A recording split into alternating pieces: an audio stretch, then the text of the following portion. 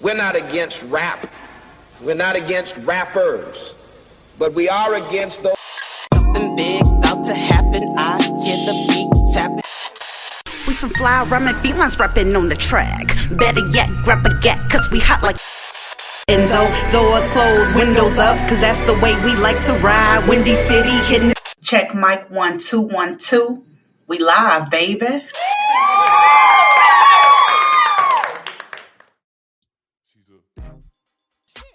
Hey Chicago, and welcome back to Speak Your Mind Radio. I'm your hostess with the mostest, Queen Star, aka Miss Hip Hop. And we have a really dope guest in the house tonight. Well, this evening, I should say.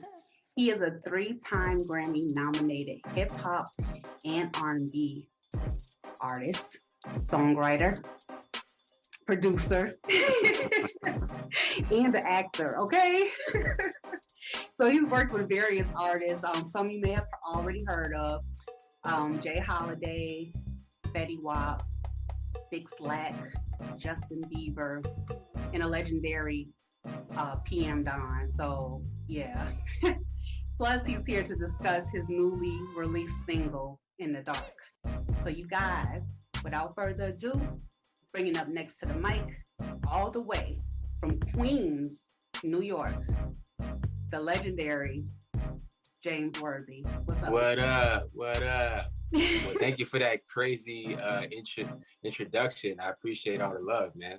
Oh, you're welcome. Definitely nothing but love, brother. For real. Salute. Hell yeah. All right.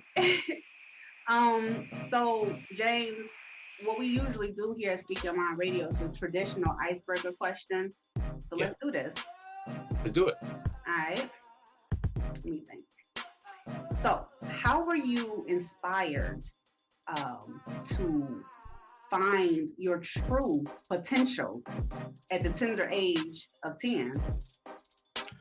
Well, being from New York, from Queens, New York to be exact, I've always been around music. You know, it's just, you know, I always say to people it's the inevitable, because me just being around so many genres of music at one time, you know, so from R&B to hip hop to soul to house dance music, you know, just so many different variables of music. It was just kind of like I caught the music bug really, really early. And then, you know, just having music in my house, you know, like my parents used to listen to all types of music. So I was just always around it. So once I got really into like studying music and different artists and even songwriters and musicians, it was just kind of like, that's just what I want to do. So you talk about your parents listening to different artists and things like that. Who did you most relate to? It was a couple different artists, you know, big Michael Jackson fan, big Quincy Jones fan, big Houdini fan, A Tribe Called Quest, you know, the Fugees, Chic and Nile Rodgers, like, you know, just a plethora of different artists. Yeah, for sure. I read somewhere, I believe it was a magazine interview that you gave. It was just like last year or 2 years ago.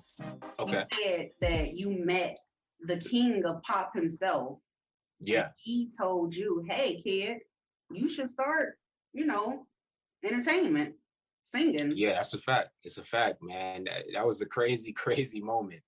I was about 11 years old. And yeah, man, it was at Webster Hall in New York. I was with my dad, and, you know, we just had a chance to go backstage. Really didn't know what to expect. You know, I was just happy to be at the place. You know, this was a Michael Jackson event. So, you know, just me being a fan and just kind of seeing them on stage in person was enough for me. But, you know, we got a chance to go backstage and actually meet him. And, you know, it was just like an eye-opening experience, you know, and just to have a short conversation with him that young, you know, that was kind of like, okay, this is like the, you know, the focal point of, all right, this is what I really, really want to do, you know, to be in the music business or the entertainment business. Right. That is super lit and everything. Not to change the subject or nothing, but I want to wish you a happy belated birthday because I know your birthday. Oh, thank you. I appreciate that. You're welcome. So what did you do to celebrate? Were you with friends and family, or did you just ride solo? So crazy story. So in the beginning of the day, it was kind of light. Then I kind of spent some time with some family, just hang out a little bit. And then my mom and my sister, they wanted to surprise me to go somewhere. So I'm like, all right, cool, whatever. So the surprise ended up being a show that the group Goody Mob was performing at in Atlanta at a spot called Monticello. And real popular spot in Atlanta. And, shout out to Goody Mob, really, really cool dudes. Those are like my big brothers. Shout out to Gip, CeeLo, all of them. And I went over there and, that kind of ended up me coming on stage with them for a second. Whoa. It was kind of dope. Yeah. That's dope. Yeah, so I holler at Gip at the end. Gip was a solid dude, man. One of my good friends. And if y'all have not seen the Night Drive video, go check it out. Me and Big Gip, Goody Mob. Ooh, yeah, I missed that one, boy. I gotta go check that one out. Yeah, check it out. It's called Night Drive. Me and Big Gip. Yep. I can feel it. I love it. Okay. Let me ask you another question. How did you pioneer your way through the industry so quickly? Man, and I get that question a lot. And, it's really not one answer. It was just like a series of events. Like basically when I came into the industry professionally, I was real young. I was like 19, 20 years old coming in. And I've always, from a young age, always wanted to have a legacy. And I always wanted to have my own thing just by, studying the greats and being around the greats and being around legendary artists and just soaking up game and learning the do's and the don'ts and all those different types of things. So me coming in and kind of setting my own blueprint, I always wanted to do that early on because I know that's your foundation. That's what follows you for the rest of your career.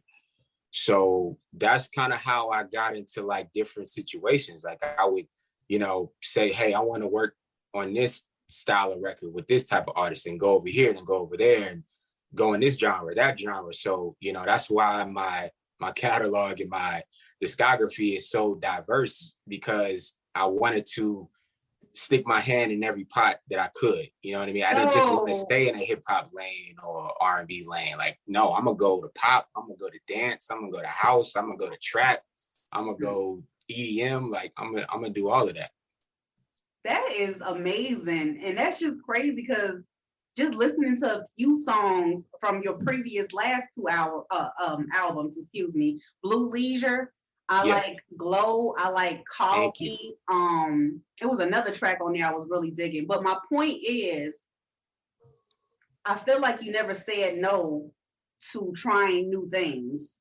And this is why I get this international glow from you or something about you in your music. I feel like you have a lot of, I don't even want to say potential. You know what I'm saying? I feel like you're international, women and men, just everybody messes with you all over the world. That's how I feel about you. And it's interesting you say that because, my audience is pretty diverse. I have a big fan base in the UK and overseas. So, I have a lot of fans in London, Paris, Australia, Germany, those types of places. And then of course I have a US following too, but I like to cater my music to just different ethnicities and different, people in different places because you never know where music is going to take you or where it's going to land. So I try to, cater to as many types of people as possible in different demographics. But, and it's even past that because people, a lot of people knew me as a producer and a songwriter for a long time, right? Oh. So when I transitioned into artistry, it was a smooth transition, don't get me wrong, but it was kind of the best of both worlds. I got my older audience that knows me for what started out doing, and then they're loving what I'm doing now. And then I have new fans who had no idea that I was writing and producing for other artists. All they know is me as the artist. So it's kind of I'm getting both sides of everything, which is kind of cool. And, when I was making those projects like Blue Leisure and Kaleidoscopes, it's you know, those are really special times in my life because I took my time making those projects, but I was such in different places, like creatively and even like mentally to where I was, you know, where I was in my career at those points. And I'm like, I'm not just going to put out anything. I'm just not going to put out a body of work and just throw it out and see whatever happens. Like, I take it very seriously because I come from that. Like, I come from seeing how artists put albums together and put out singles and how the label works it and what's the plan, what's the rollout, blah, blah, blah. So I implemented those same techniques into mine. That is an amazing story. Talk more about that transitional period, because I find that a lot with people in the entertainment world, like if you're an artist and you end up being an actor, and you know, we're gonna talk about that too, or if you're an actor, you end up being an artist. Talk about that, because yours was a smooth transition, but tell me it, like, make me feel it. So the real interesting part about it is I remember probably 2016, I forgot what project specifically I was working on at that time, but I was just wrapping it up. And a good friend of mine, his name is International Nova. He's an artist as well. He's from New York too. And he had moved to Atlanta, and me and him been friends for a while. And you know, he moved to Atlanta. I was probably one of the first people he met in Atlanta, with the exception of a couple other people. And we just started working together. And one day I just came to his studio, and he was working on his album at the time. And I wasn't doing artistry yet. I was still strictly production and writing. So I was more so producing some stuff for him and just trying to figure out, you know, what sound we would go with for him. So while in his studio, he was asking me to demo a hook for him for a song that he was working on. It wasn't going to stay there. It was just for me to demo it just so we can get the feel. So we did the demo, and it came out really dope. He told me, yo, man, this is fire, blah, blah, blah. So I'm like, all right, cool. You know, I didn't really think nothing about it. So it turned into us doing more stuff as a demo. So at some point he hit me. He was like, man, like some of these is fire, man. Like we need to use it for something. So I'm like, all right, well, you know, use it, whatever we need to do. So that turned into us like recording full songs together, me and him. So one day at the studio again, he was like, man, why don't we just make it into a group? Like we put out a single or something. I'm like, that's interesting. Now, mind you, in the meantime, people were already kind of requesting music from me as an artist, like, because I would sing backgrounds for other people and demo different things here and there, like when I'm shopping songs. Yeah. So people automatically love my voice. So it was kind of a short, small demand going on. So I'm like, that might be kind of cool. But mind you, artistry was always in my plan. Nobody really knew that. It was just timing. So when we started doing the demos and we started doing the full songs, I'm like, okay, yeah, we got some stuff. We got it. So I think the last song we did was called Wine for Me, which ended up being the first single. So the group was called King's X2. So it was myself and him. Our first single was called Wine for Me, and it debuted at number 10 on Billboard. So that was my first song ever as an artist, or being on the song as an artist, charting on Billboard. Crazy. So that was the introduction to the world as me as an artist. So the single did really, really good. And then, you know, eventually we kind of broke the group up because we were doing solo projects and things like that. And that's when I went solo, and, you know, it just kind of skyrocketed from there. That is an excellent story. Like, just the cadence in your voice, just speaking about it, gives hope and inspiration to others out there that wish to do what you're doing, you know? Yeah. That's what it's about, you know? Like, I try to inspire people and give information as much as I can, you know, because, you know, it's a snaky game, you know, and it's a crazy game, you know, so you gotta know what's going on, and you gotta be knowledgeable, you know, because it's a lot. It is a lot. It is. Okay, so speaking of your first single, Wine with Me, let's talk about this newly released single, In the Dark.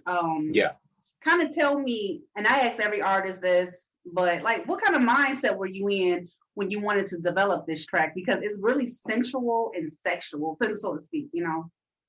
So basically, In the Dark is talking about basically spicing up the sexual aspect of your relationship. Boom. So like, for example, you can probably, you know, be a couple to where y'all do the same thing over and over, or, you know, you do it with some candles on or the lights on or whatever.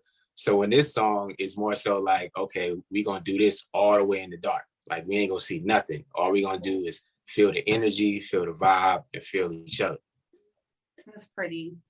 That's cool. You know what I mean? So it's kind of, that's really the premise of it, but it's also just kind of like a metaphor to where like we're dancing around, we're pretty much, the energies are dancing around each other. You know what I mean? So like, you feel your vibe, I feel mine, and we collided together to make one.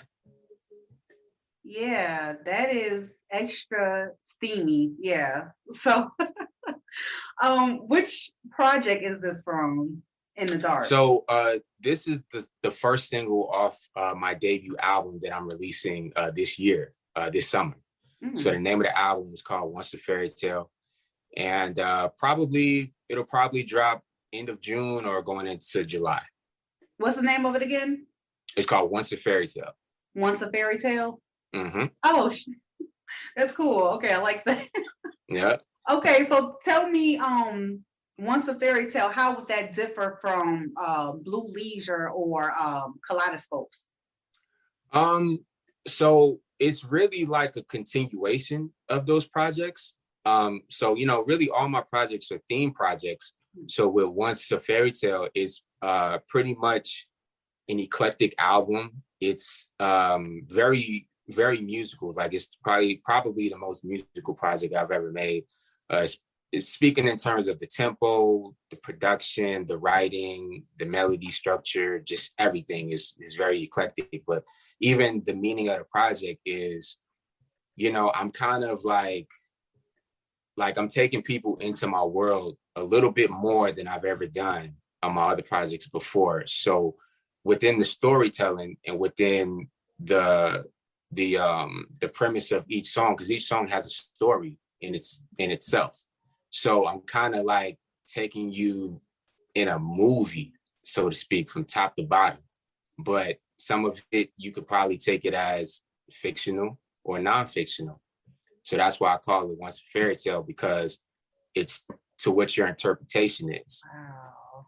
Hey, that's beautiful. That's the way you make music, define music as art, like just like that. It's abstract, like whatever I think, it may not be it, but that's what I got from it, you know? Right.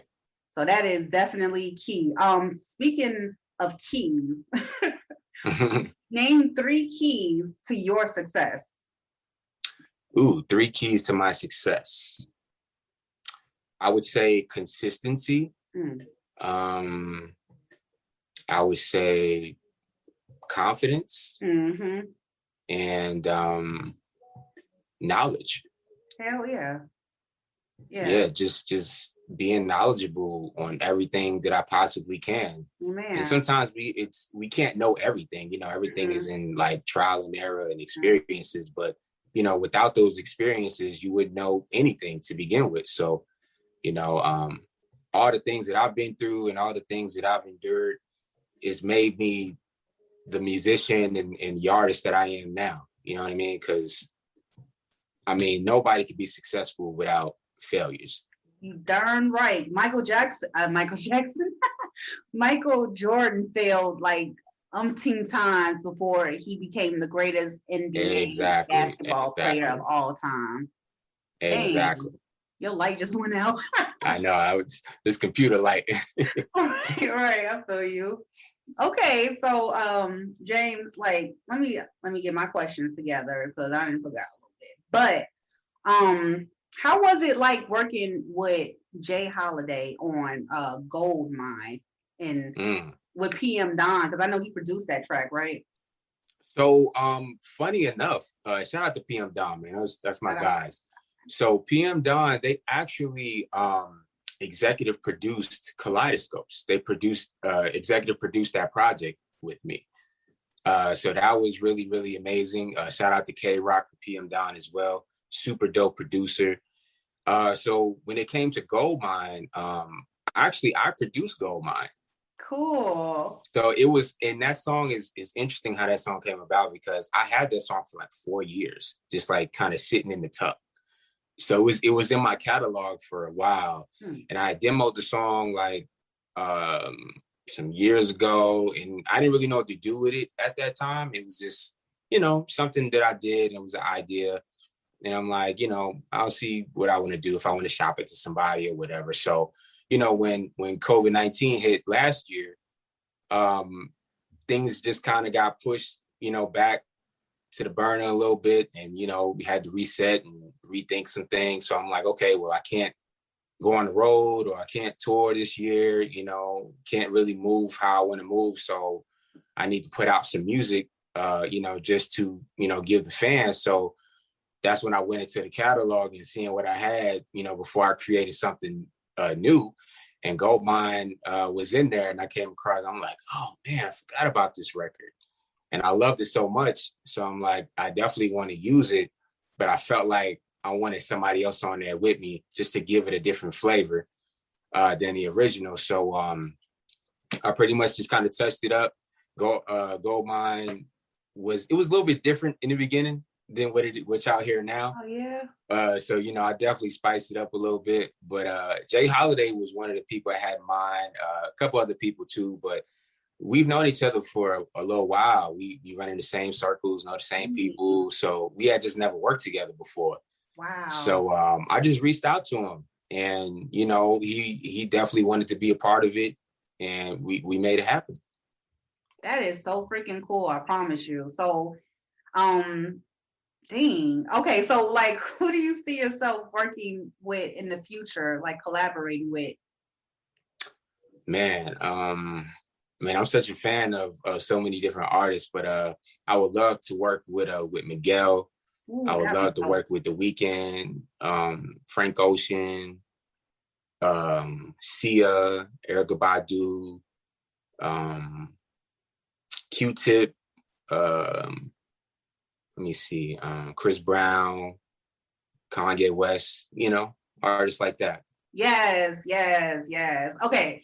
One person that I was going to say some of those names too. What about Lizzo? I like Lizzo. To be honest with you, I'm not too well versed in her catalog. I know a handful of her songs, which she's definitely a dope artist. Mm-hmm. But I would love to listen to more of her. So being that you brought her up, I'm gonna definitely listen to more of her music. But shout out to Lizzo. I like Lizzo. Yes, true parts. Go Lizzo. Yeah. Okay. Let me see. I don't know. Oh yeah. Talk about some of the artists that you have written for. Man, I've worked with so many artists. Let me see.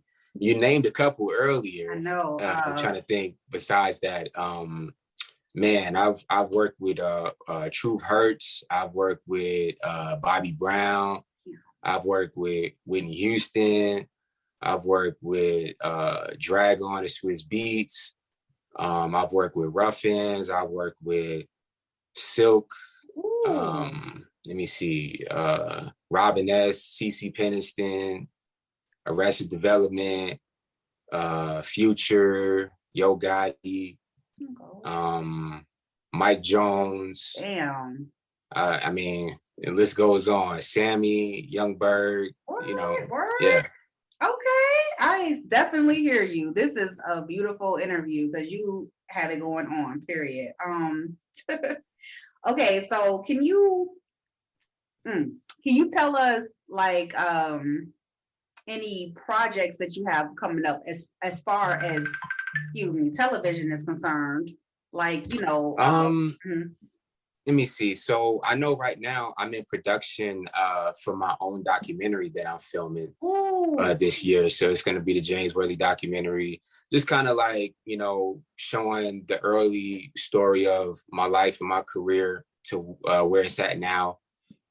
Just the different intricate parts and the ups and downs and the whole story, so people can understand where I came from and how I got to where I'm at now. And, you know, the story is still being written.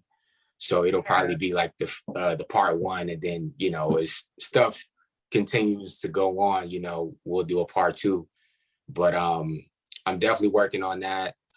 Working on some film projects for some movies that I'm working on. So I'm really excited about that, for some heavyweight production companies. So, you know, shout out to Lionsgate and Paramount. So yeah. That is beautiful. If you're able to give out that information, who is the director over the movies that you're working on? Good question. We're in the early stages, so it's kind of like we're kind of like putting the story and the storyline together, so to speak. So once that's kind of like fully set in stone, then that's when I'll start appointing, you know, who's going to be doing what and who's featured in here and blah, blah, blah, you know. So I know everybody wants to know that. So I'll be probably making an announcement once it's official soon. So, you know, I'm just super excited to have a chance to do it. You know what I mean? Because, you know, I just want people to understand, you know, the story. And, you know, because I know a lot of people feel like they'll see things from me and they act like it was just like, boom, here it is. Like, but it took a lot of time and a lot of work to, you know, get those things and do those things, you know. So I want people to understand the story. Okay, so let me ask you this question, which you pretty much answered, but where would you say you are within your story? And I know it's transitioning on to a different story. Mm-hmm. I probably just answered the damn question myself. You know what I mean? Like, because I guess you're in the introductory part of the new season, so to speak. Right. Pretty much. I mean, you know, where I'm at right now is I'm kind of like, I guess I'm in the middle, so to speak, like in the sense of, you know, I've accomplished so much on the other spectrum. And what I mean by that is, you know, production and writing and other things. But now going into artistry, I think, you know, there's so many new people catching on to that wave.